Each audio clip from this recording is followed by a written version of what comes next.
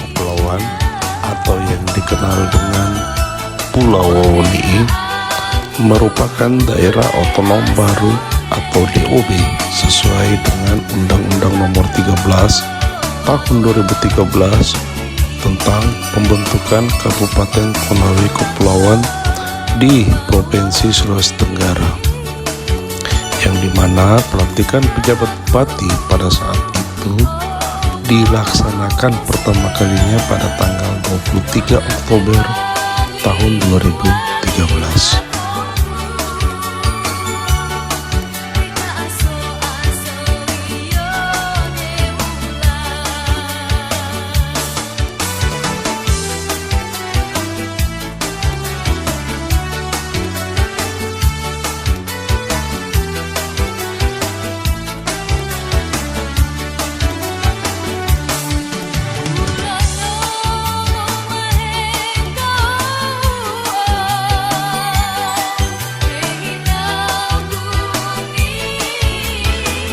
Pembentukan Kabupaten Konawe Kepulauan merupakan pemekaran dari Kabupaten Konawe yang terdiri atas 7 kecamatan, yaitu Kecamatan Wawoni'i Barat, Kecamatan Wawoni'i Utara, Kecamatan Wawoni'i Timur Laut, Kecamatan Wawoni'i Timur, Kecamatan Wawoni'i Tenggara, Kecamatan Wawoni'i Selatan, dan Kecamatan Wawoni'i Tengah.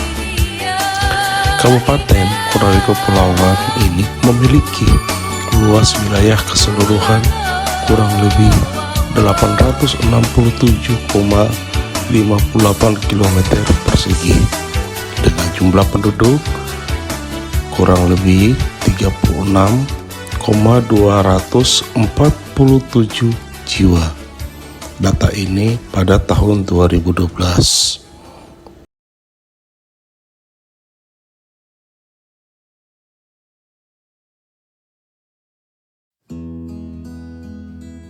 Untuk menuju ke Pantai Kampa, cukup menggunakan motor atau mobil dengan waktu jarak tempuh sekitar 30 menit. Jalanan yang dilewati sudah sangat baik dan kita juga bisa melihat pemandangan yang indah pada saat menuju ke Pantai Kampa itu.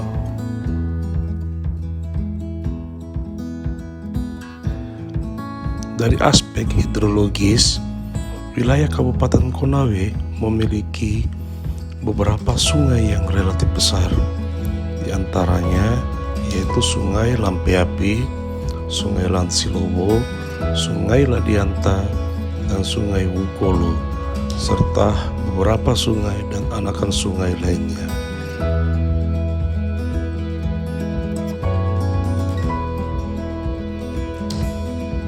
Wilayah pesisir dan Pulau Wawoni'i ditumbuhi beberapa ekosistem, di antaranya ekosistem hutan sendiri, ekosistem mangrove, sehingga sangat mendukung habitat atau biota yang bernilai ekonomis.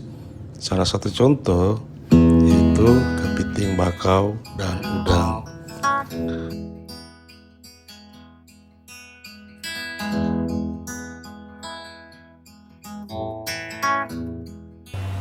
Oke, adik-adikku sekalian, mahasiswa modul Nusantara, hari ini kita berjumpa lagi dengan materi kebinekaan 4, yaitu berkunjung ke wisata Pantai Kampa yang berada di Desa Wawobili, Kecamatan Wawoni'i Barat. Pantai Kampa ini memiliki surga yang indah yang tersembunyi yang berada di Kepulauan Wawoni'i dan sekarang telah direnovasi oleh pemerintah daerah Kabupaten Konawe Kepulauan, sehingga tampilan view yang ada di pantai ini sangat menarik untuk pengunjung wisata. Baik, untuk selanjutnya mari kita bersama-sama menyaksikan view yang lain yang ada di tempat wisata Pantai Kampa ini.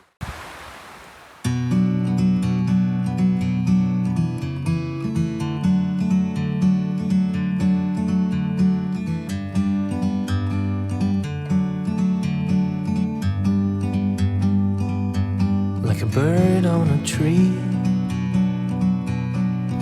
Pantai ini selalu ramai di akhir pekan, dan lebih ramai lagi pada saat libur hari raya. Pantai ini menawarkan keindahan pasir dan kejernihan dari air laut, serta keindahan dari ombak yang ada. Di pantai ini tersedia beberapa gazebo yang telah dibangun pemerintah. Perlahan pemerintah Kabupaten Konawe Kepulauan mulai menaruh perhatian khusus guna memajukan wisata pantai unggulan ini.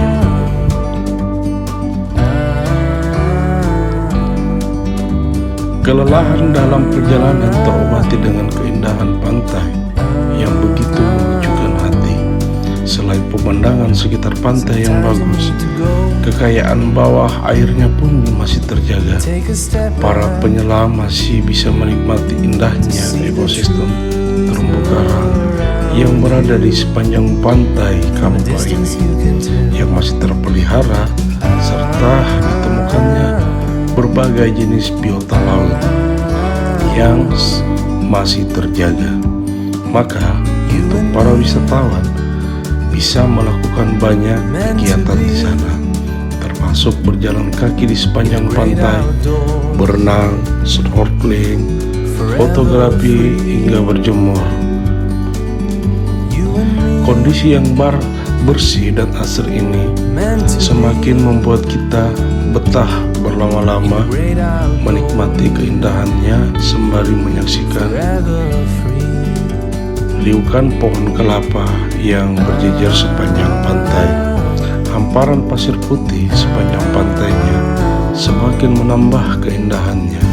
Deburan ombak dan serta airnya yang jernih melengkapi suasana yang begitu alami, sehingga menjadi hal penting paling menarik untuk ditelusuri saat mengunjungi Pulau Wawoni'i.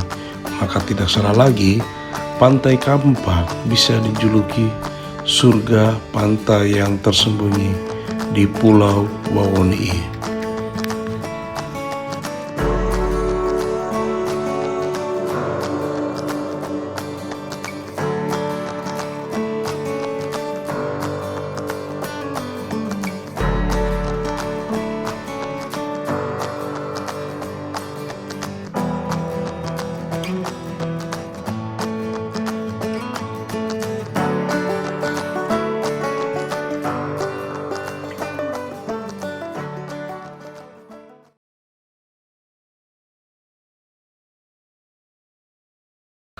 Salah satu adat kerajaan Tangkombuno yang masih dapat dilihat sampai saat ini adalah Kalapaea.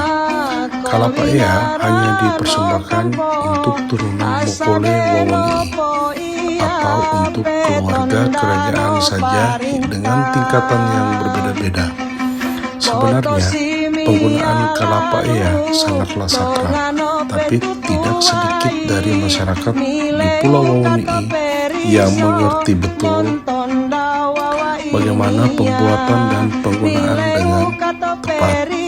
Sekitar abad ke-16, keluarga raja juga telah mengenal tulisan yang disebut dengan ejaan Laembo. Sayangnya, tulisan ini tidak diajarkan pada masyarakat luas, sehingga sangat sulit untuk mendapatkan informasi mengenai hal tersebut. Kepala suku Tangkombuno yang bernama Latungga mempunyai hobi mencari ikan di laut. Pada hari di mana diadakannya pemilihan raja pertama Tangkombuno, Latungga membawa hasil tangkapannya dari laut berupa tabung kosong yang serupa dengan tempat sagu. Adapun kandidat-kandidat raja merupakan sanak famili Latungga itu sendiri yang terdiri dari 7 orang, dan tidak satupun dari mereka yang mau mengalah sehingga menimbulkan pertengkaran di antara mereka. Di sela-sela pertengkaran ketujuh kandidat tersebut, terdengar suara dari dalam tabung yang dibawa Latungga yang mengatakan bahwa akulah yang berhak menjadi raja di bumi Tangkombuno. Aku tidak tahu dari mana asalku dan siapa orang tuaku. Lalu dibukalah tabung kosong tadi, dan ternyata di dalamnya ada seorang anak laki-laki. Setelah anak tersebut dikeluarkan, anak itu memijakkan kakinya pertama kali di bumi Tangkombuno, maka tumbuhlah sebuah pohon kelapa yang bercabang 7.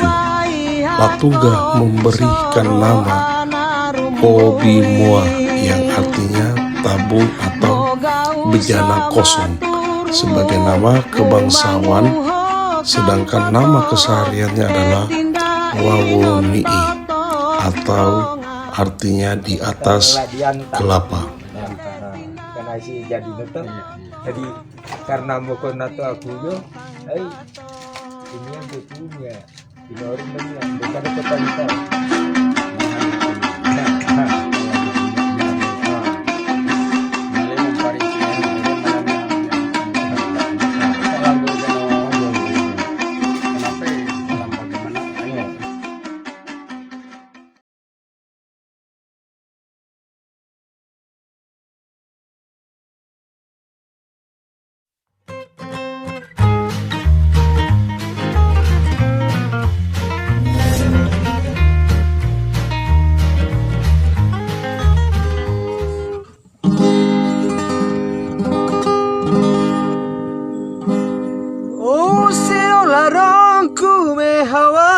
Campoku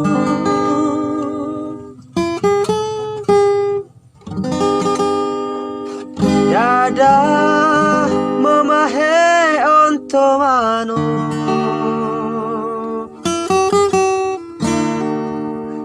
Moiko kulako onai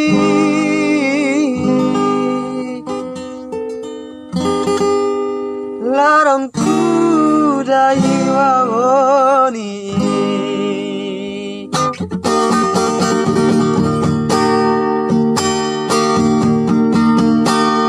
Kulono wawoni. Sekarang kami sudah berada di perjalanan menuju wisata air terjun Tumburano, di mana kita sama-sama menyaksikan keindahan alam yang ada di sungai air terjun Tumburano. Untuk lebih jelasnya, bagaimana sih pemandangan yang ada di air terjun Tumburano, mari kita saksikan bersama. Air terjun Tumburano adalah sebuah air terjun di pedalaman Pulau Wawoni, Provinsi Sulawesi Tenggara. Kata Tumburano berarti tempat air jatuh atau air yang jatuh. Air terjun ini adalah air terjun tertinggi dan terbesar di Kecamatan Wawoni.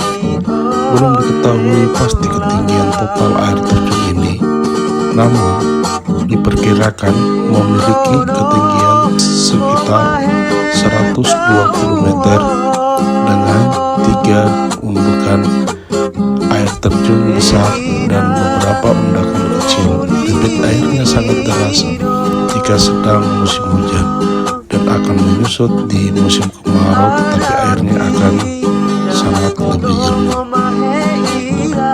Air terjun Tumburano sangat unik karena air akan merayapi dinding batu sedimen raksasa kecoklatan yang terbentuk seperti sebuah atap rumah adat. Batuan hasil pelarutan berjuta tahun ini bahkan berongga di bagian belakangnya, sehingga tampak seperti gua yang menggantung. Kata Tumburano berasal dari dua suku kata, yaitu tumbu dan ranu, yang memiliki arti tempat jatuhnya air atau air jatuh. Air terjun ini berlokasi di dalam hutan yang berada di desa Tombaone, Kecamatan Wawoni Utara. Dari cerita rakyat, air terjun ini ternyata memiliki legenda, di mana sepasang kekasih yang tidak direstui oleh kedua orang tua mereka yang kemudian memutuskan untuk mengakhiri kehidupan mereka di air terjun ini.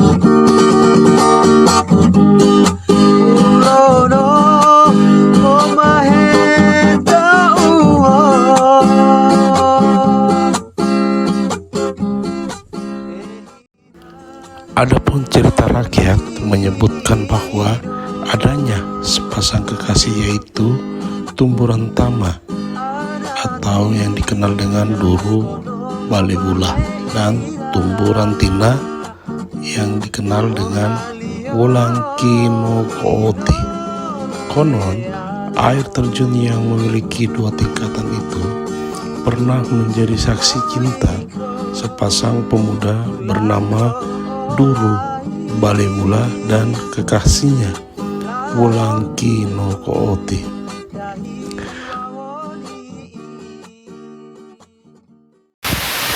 Sekarang kita sudah berada di air terjun Tumburano.